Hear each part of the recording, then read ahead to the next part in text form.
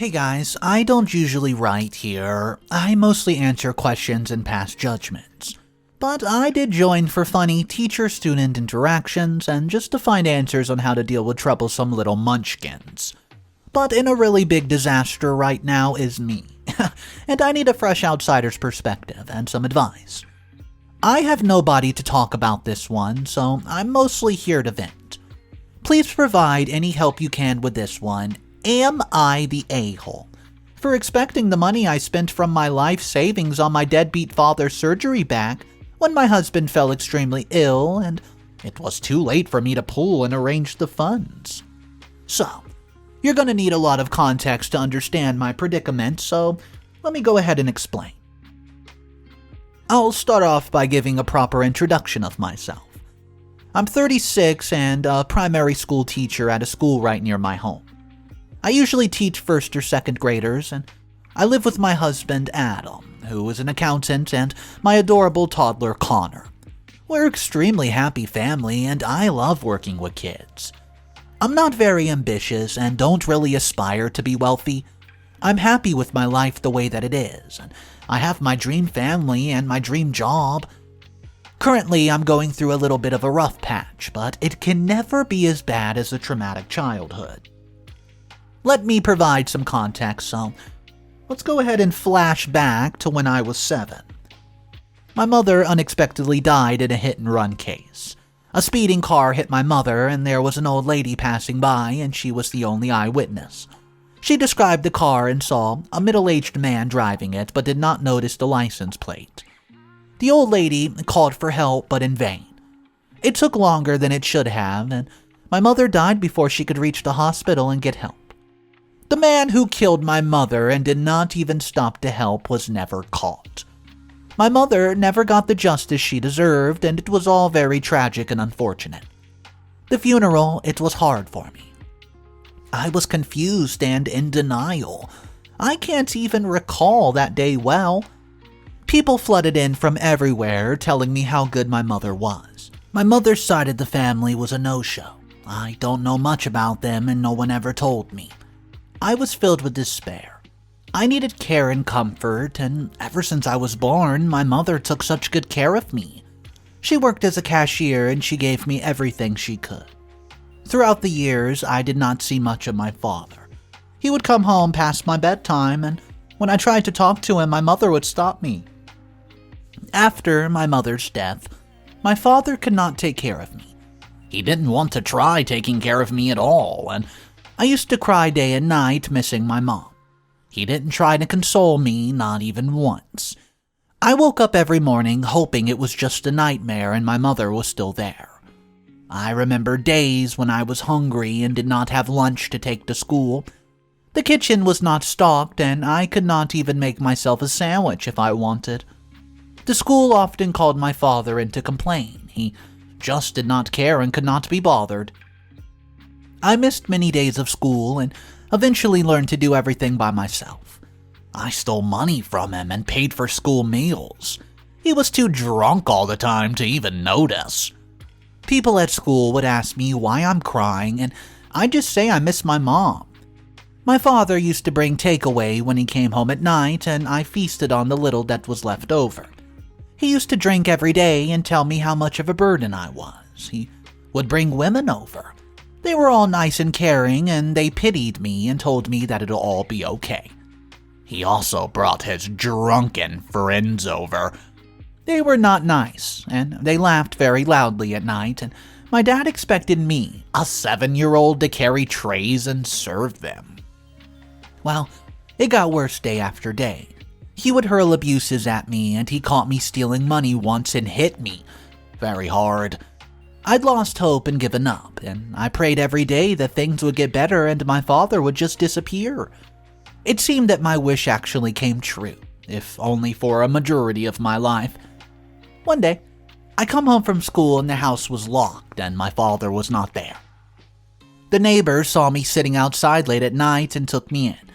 She waited for a day before calling the police, and the police tried to find my relatives. My dad's brother and his wife arrived. They took me to the house, and it was decided that I was going to be sent to a children's home, but after staying at theirs for a couple weeks, they decided to raise me. My aunt could not have kids of her own, so they obtained custody of me. I was happy my father left, and I was not in that hellhole anymore. They loved and cared for me as their own daughter. I called them Uncle Jack and Aunt Carol. The whole incident took a long time to get over and haunts me to this day. I had to get therapy throughout school, but eventually it all got better. It stopped affecting me. Everyone said I was strong and brave, and it still left a huge amount of insecurity in me. I even asked Adam, my husband, to promise he'd take care of my son if I died. He said he knew where this came from and that I had to let it go.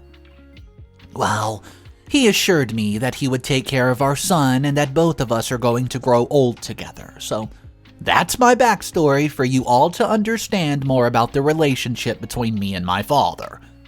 Let me elaborate on how the problem really started. The reason I'm even writing this post today. This was a couple years ago when I just returned from my honeymoon. Me and Adam visited Uncle Jack and Aunt Carol. We wanted to surprise them and give them the news. I was pregnant. I was so happy about everything that was going on. I always wanted to be a mother. My aunt and uncle were over the moon with joy. We were all having a nice Sunday dinner. Then all of a sudden there was a knock at the door. That was the moment my life changed forever, and it brought back years of sad repressed memories. My father had shown up at my uncle's doorstep with his wife Janet years after he abandoned me. He felt he needed to see his brother and get in touch. At first, he didn't even recognize me. He thought I was my uncle's daughter. He commented on how my uncle did not have a son. Everyone was disgusted. My aunt burst out that he is a sick man who cannot even recognize his own daughter. Wow. He was as shocked as I was. He dared to blurt out that he thought I would end up in an orphanage or something and that it was good of my uncle to, quote, keep me. He congratulated us on the wedding and the baby, and I was not really thrilled to see them. My uncle was not very happy to see them either, but allowed them to stay for a couple of days. My uncle had told me as a child that my father really changed when he started drinking, and that the two brothers were very close as children. He told me he'd always been a narcissist as he was a younger child and had been very pampered, but alcohol brought out the worst in him. My aunt did not like the idea of them staying at all and fought with my uncle over it. She argued that this was the same man who abandoned his daughter and abused her. My father wanted to talk to me, but I was still angry about him abandoning me and not taking care of a child whose mother had just died.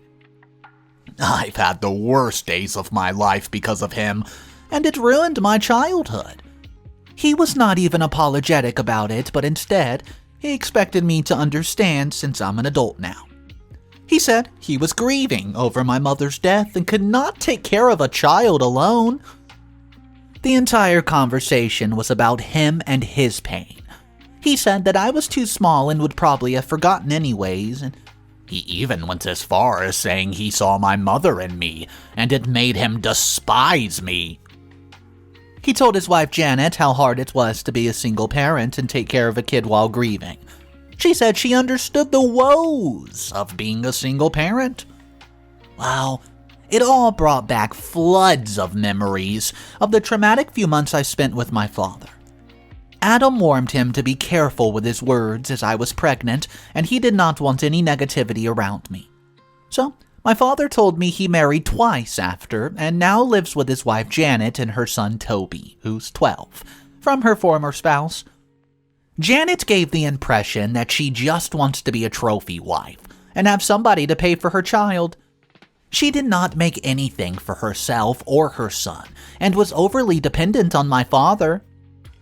She went as far as saying that days were better when men went to work and wives stayed at home just to take care of the house. She was snobbish and wanted to be treated like a queen as a guest. My father just needed someone as he could not stand being alone, and someone who could agree with all the narcissistic things that he said. No sane person would marry him or live with him anyways. All this was too overwhelming for me, so we left and went back home to continue with our lives. My uncle and aunt were sad that we were leaving, as we had planned to stay together, but they understood why we were going and did not say much. My father and Janet left a couple of days, and my aunt told me over the phone that they were the worst people to be around and would not even put their plates in the sink. Well, here's where the trouble began. A month after my dad showed up at my uncle's, I received a rather surprising call from Janet. She informed me that my father had suffered a heart attack. At first, I said we could not come, but she was insistent, kept calling us, crying, begging for help. So, we drove up to the hospital that he was at. They lived in a town that neighbored my uncle and aunt. Janet was distressed. Janet expected me to look after Toby, and I agreed as I was good with handling children, and it did seem a bit appropriate. It wasn't really hard looking after him as he was conditioned to play video games all the time. I tried talking to him and he was not really a talker. He was a weird kid for his age. Janet could not reach my uncle and aunt as they were on vacation outside the country. My father needed coronary artery bypass surgery. If he suffered from another heart attack, there's a very high chance he would die. Janet said that they did not have much money and were barely able to make ends meet. He lived an unhealthy lifestyle and could not claim insurance, and Janet begged us for money. She said she and her son would have nowhere else to go if my father died. I was a little hesitant as I had recently spent a lot of money on my wedding and was not in the situation to spend it as I was having a baby. I was in a dilemma. After all, he was my father even though he had abandoned me. Janet constantly kept pestering me for money. She asked me to take the high road and help my father. I can't say it was very thoughtful of a decision. I gave my emergency funds to my father for his surgery. I had constantly been teaching my school kids to be kind, so I had to practice what I preached, right? Adam did not appreciate that I've given away my savings.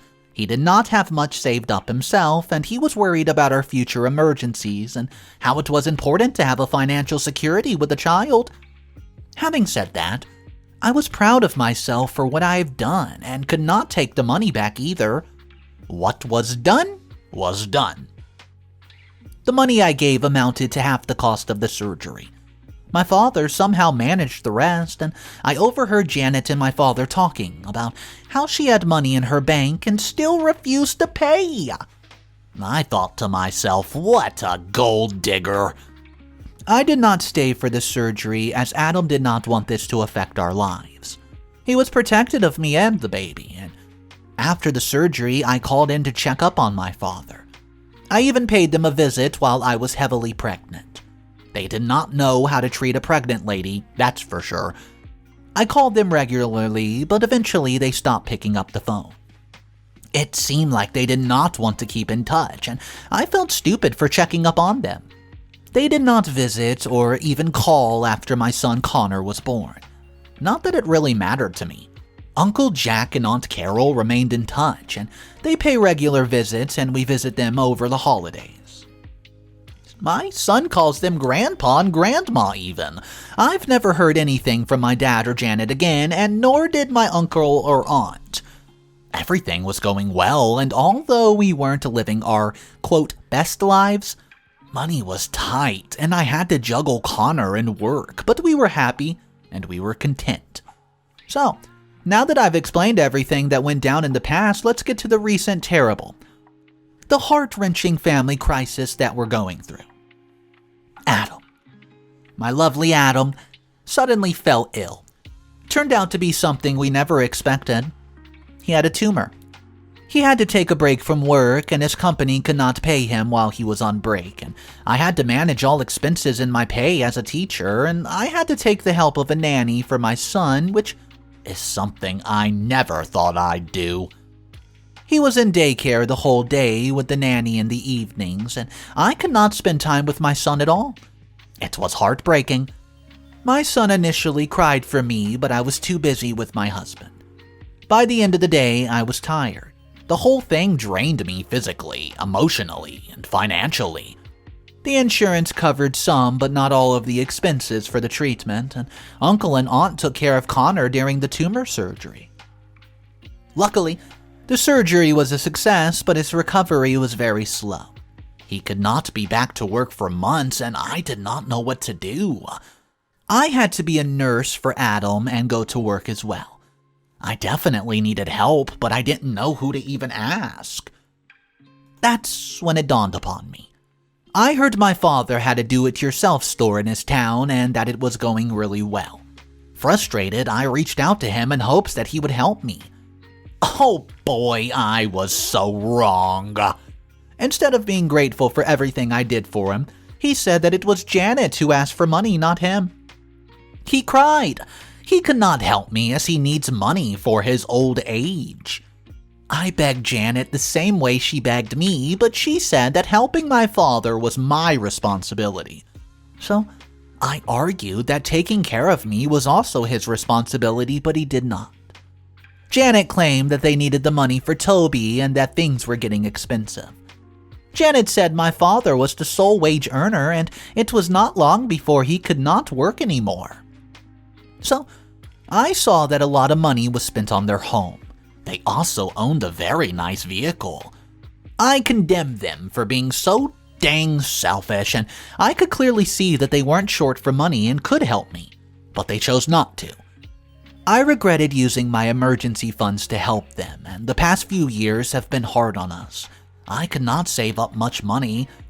I cursed myself for going on a vacation instead of saving up. It was all disastrous.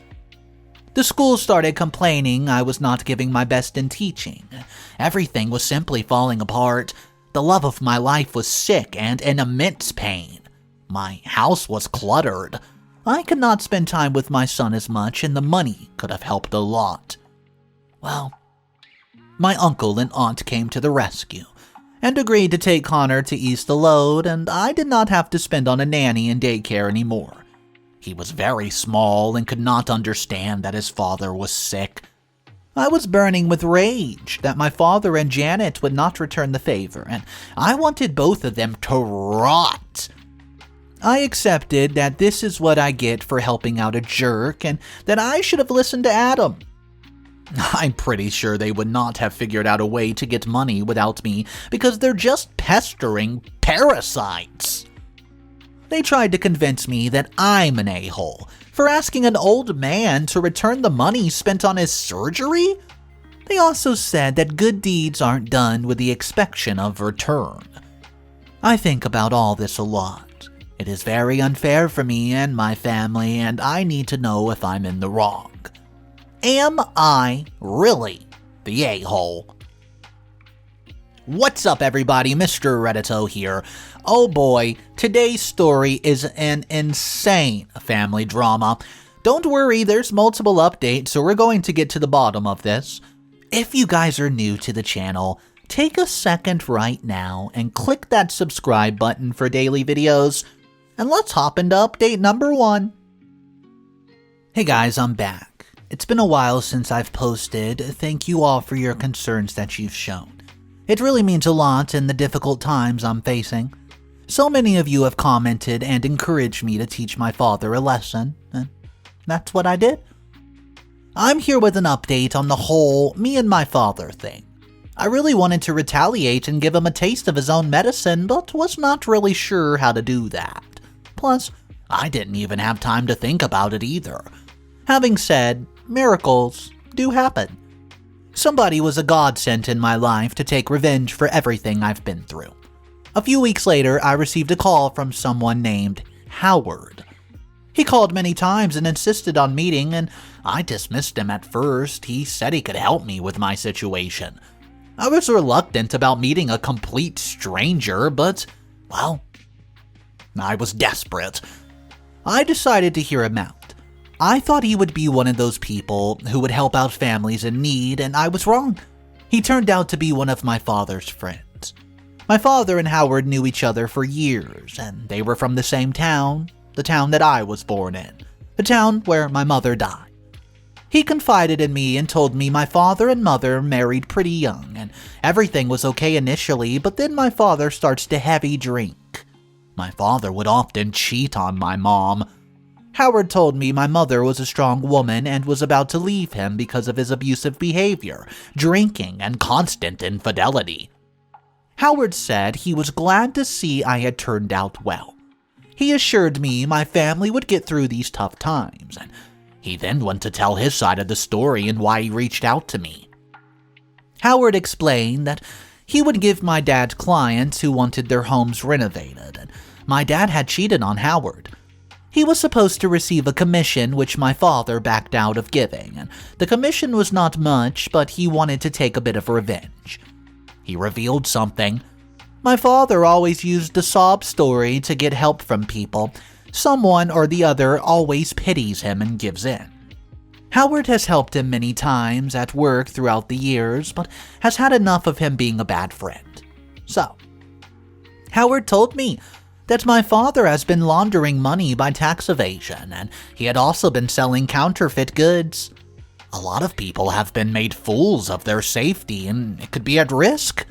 He was taking people's hard-earned money and lavishly spending it, as well as leading an unhealthy lifestyle despite having a heart attack in the past. I was shocked. Both I and Howard had the same motive: revenge. Howard strongly felt he was getting away with too much and he needed someone to teach him a lesson. Now, it was not just about him paying me back. It was about him being an a-hole to me and not being there for me in difficult times. He needed to suffer for the way he treated me as a child. He needed to pay for the way he treated my mother before she died. He is an evil, manipulative man who victimized himself. Well, I helped him despite him ruining my childhood, and he wasn't even grateful. Howard gave me all the evidence against my father.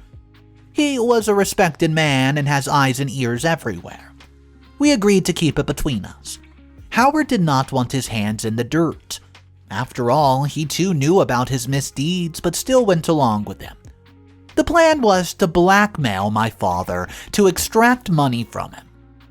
Well, Howard did not want anything, but I promised him he would get his rightful commission. I confronted my father about all this and threatened him. If he wanted me to keep my mouth shut, he's supposed to give me a double the amount of the money I spent on his surgery. He tried to excuse himself by saying just because he launders money, it doesn't mean he has that kind of money just sitting on him. He was scared crapless, so he gave in pretty quick though. He gave me all the money that I asked for. Some of it was in huge bundles of cash. Well, I was nervous about the whole thing, but I still managed to hide the cash in the house. Initially, I was in constant fear of having so much money here, but it all went away eventually. I gave Howard his cut of the money and some bonus amount too, and I was glad he helped, and we wondered if this would make my dad realize that he's an a-hole. The money, it helped quite a lot. I decided to have a house help around for a few months, and Adam fully recovered, and the difficult times made us close. Adam started going back to work, and things got a lot better. I did not have to spend time away from Connor. We spent more time as a family, and we knew the tumor could make its way back, and that if it did, we had to be prepared. We learned a valuable lesson that life is uncertain. I told Adam the truth about my father, and he said he had never expected me to blackmail someone, but my father of all people deserves it the most. My aunt and uncle are still unaware of what happened, and I felt it was best we did not tell them. Update number 2. Hey everyone, I just want to thank you for all the love and support. Now that things are getting back to normal, I can focus more and spend time doing the things I love. I felt like I should update you on what happened with my father next, since all of you have shown a lot of interest into my story. So, karma finally started doing its magic. Things started going downhill for my father, and Janet started suspecting something was fishy. She didn't care much before as long as there was money. My father had been trying really hard to cover his tracks. He was anxious all the time about the evidence getting out, and clients had some complaints, so His reputation was vanishing too. Janet starts to dig around, and she found out the truth, and she was completely oblivious to it. She knew all of this meant nothing more than trouble. She wanted the money, but to stay away from any legal action. At the same time, she wanted her own security along with her son. Janet started seeing another guy behind my father's back. They were spending my father's money and taking advantage of him. My dad would regularly see other women behind Janet's back too. Throughout the marriage, Janet knew but did not care about it as long as he was providing money. When Janet thought it was the right time, she filed for divorce on grounds of adultery. She even used his money for a lawyer. She had all the evidence in the world that my father was cheating. She claimed he was a drunken abuser. She got Toby to admit it too, and everyone, was convinced and believed her. She got to keep the house, the car, and a lot of other valuables. The guy she was seeing moved in with her, and he was making a pretty decent amount of money too. He was much younger than my dad and way more fit. My father was now homeless and had to find a new place. He was drunk all the time and had no one to look after him. It took a toll on his health. He had lost so much, but it was nothing compared to what I've been through as a child. Nothing could ever make him feel what I felt as a kid. He's a grown adult, but I was a helpless 7-year-old. The thought of that would have happened if my uncle had not taken me in makes me shudder. His narcissistic self needed a reality check. He deserved all the pain in the world and more. We thought that we would have never heard from him again, and he did not dare contact me, but he tried to get in touch with my uncle. He cried about how he felt lonely, and that life had always been unfair to him. His first wife died, his second wife was a jerk, and the third left all his money with her. He described himself as unlucky in love. He acted like he's had it hard all over these years, but doesn't even know how hard it actually is. My uncle showed him the door. He probably doesn't even repent all of his actions anyways, and it isn't all bad for him. He still has to shop and his dirty work to help him get back to his feet.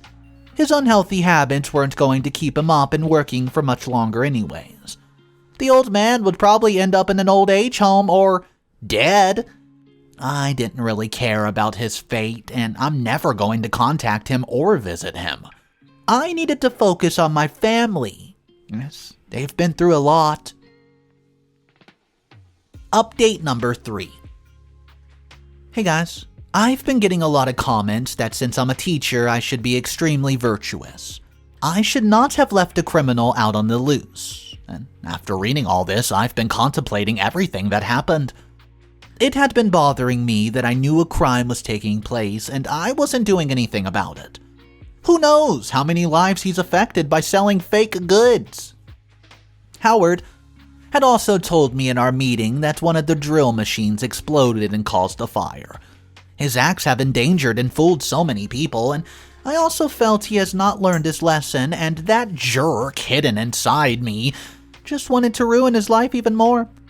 I was annoyed that he still thinks he's the victim. It still has not dawned upon him that he's such a crappy person. I had to do something, so I submitted an anonymous tip online. It took a few months, but finally my father was arrested for tax evasion and selling counterfeit goods. It wasn't just me, but so many people complained that they received fake products. So, authorities searched for evidence against him and raided him, and he was found guilty. All of it was awful for him. They seized everything he had of his name, and he had to pay a monetary penalty and was sent to jail. My uncle did not even bother to go visit him, and everyone was done with him and his antics. He probably would have gone to an old age home after serving his term, or maybe even die in jail. He was finally in the same place I was as a kid, and he had no one, and he was helpless. He finally got what he deserved, and of course I paid my dear father a visit. I told him to look at the bright side. At least he wasn't alone, and he was getting proper medical attention. It was the longest he had gone sober, and I said that jail was doing more good for him than harm. I ended our interaction by letting him know he deserved to be where he was, and that he should burn. Update number 4. Coming back to the me and my father story, a lot of you have been asking what happened to Janet. Janet and I, for obvious reasons, have not been in touch. But when I last visited my uncle and aunt, my aunt spilled the tea on Janet.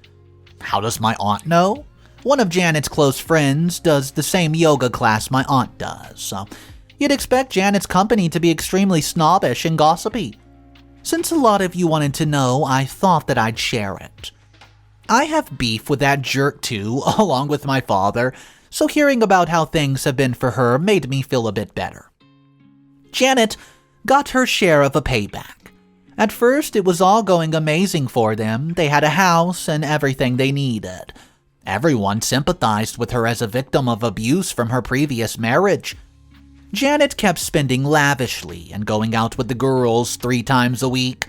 Her approach to money caused a rift between her and her boyfriend, and her boyfriend did not like her spending all of his money on stupid things.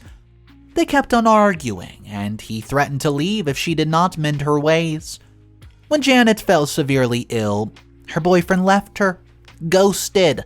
He fled with a car, a lot of cash, and even jewelry. He abandoned Janet and Toby called his mom a gold-digging, selfish jerk and said that she deserved it. He blamed her for their disastrous situation, and both of them worked odd jobs to make ends meet. When the cops arrested my dad, they questioned Janet too. It was easy to get herself out of trouble as she had nothing to do with the business. All she wanted to do was spend, which now became impossible for her. They had to sell most of their stuff, and since Toby did not have a strong father figure throughout his life, he resorted to acts like stealing. They let him go with a warning, but it was hard for him to get to work. He could not cope with high school and had constant bad grades. Toby gave Janet a really hard time. Janet and Toby would constantly argue, and he kept saying that he would leave as soon as he was old enough. Janet became desperate to get herself out of a crisis, and she realized she was not as young enough to attract a male attention like she thought. So, that could not solve her problems. She also felt very lonely. Her friends would not go out with her as they preferred the company of more well-off individuals. And as they say, a leopard can't change its spots. So, soon she found a new old man for herself. She hit the jackpot, though, with her new guy. He was filthy rich, has no heirs, and is as old as the hills. She moved away and no one heard much about her afterwards. At least she received her share of hell and realized what it feels like when no one helps you when you're sick. Her selfish butt will never know what it feels like to have a nice family because she prioritizes money over everything. Well, good for her anyways. I'm happy that everyone got their share of pain. Even though they may have not learned their lesson, people never change. This is my last post about this topic though. I've decided I should not dwell on these type of things. I've noticed it's brought out a really bad side of me. Thank you, everyone, for all your kind comments throughout this and constant support. You might see more about me, but you will not see more about my father.